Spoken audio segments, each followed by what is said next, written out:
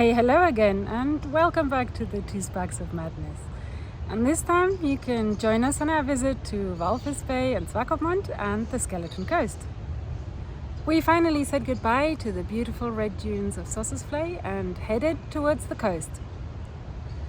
We rode from Sesrim to Walvis Bay in one day. Luckily the roads were well looked after, so it was an easy ride down to Walvis Bay.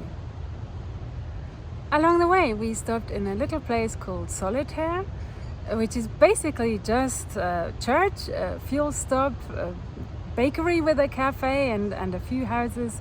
But as you can see, they quite like the Mad Max apocalyptic style of decorating the place. Another highlight along the way was that we crossed the Tropic of Capricorn. It was super windy and we got a bit sun-blasted, so excuse the pained expression on my face in this picture. The road from Solitaire to Walvis Bay turned out to be a really super scenic route. For once, it wasn't just a long straight stretch of 100 kilometers at a time before you hit a corner, and some of the landscapes we were riding through were really quite spectacular.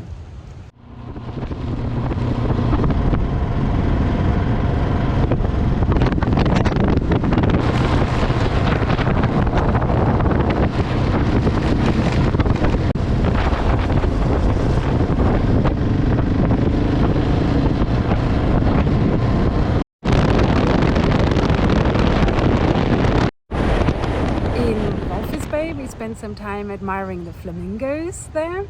There are thousands of them. We really enjoyed just sitting on a bench in the sun, looking out over the lagoon with the birds and some seals and even some dolphins that swam around there. Swakopmund is a town just 40 kilometers north of Walvis Bay, and it is another place where you really have that strong German influence. You can see it in the buildings and also in this restaurant that turned out to be one of our favorite haunts. We felt very much at home here, and maybe it was down to the currywurst and the Käsespätzle and the Leberkäse that we had, but perhaps also because we met some locals here. Some Namibians, but also some Germans that moved to live here. And they were really welcoming to us, and we spent a really nice evening together. And they promptly invited us to go for a ride with them the following day.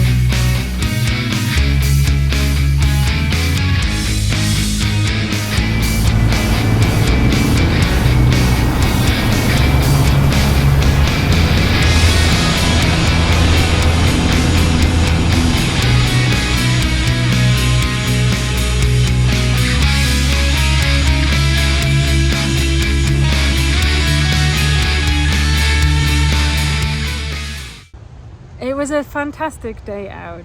So thank you, Henna, and thank you, Vainan, for taking us out for the day. The road surface along the C34 heading along the coast north of Swakopmund is as smooth as you like. It's a mix of salt and sand, and as long as it doesn't rain, this stuff is amazingly effective.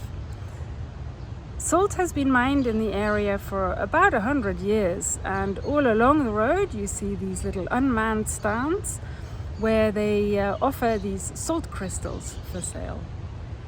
The coastline north of Swakopmund is commonly referred to as the Skeleton Coast.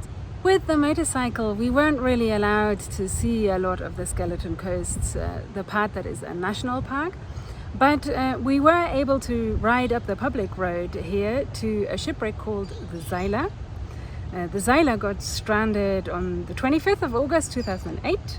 It's a fishing trawler that was sold as scrap metal to an Indian company and was supposed to be towed to Mumbai, but it came loose from its towing line and got stranded just after it left Walvis Bay. The name Skeleton Coast is said to come from the fact that so many whale and seal bones would get washed up on the beaches here when those animals were still hunted at sea. And now the skeletons are generally the shipwrecks that are found all along the coastline here. It's a dangerous coastline for boats because of the currents and also the fog, that really thick fog that envelops the coast here. And what 2 Sparks of Madness video would be complete without some noisy wildlife footage? So this time I'm going to leave you at Cape Cross, where we visited a colony of some 90,000 seals. Be very glad that the smelly net hasn't been invented yet, because 90,000 seals stink to high heaven. I actually had to wash my hair that night because I couldn't sleep with the stench of ammonia in my hair. Anyway, I hope that you enjoy this video, and I'll see you next time.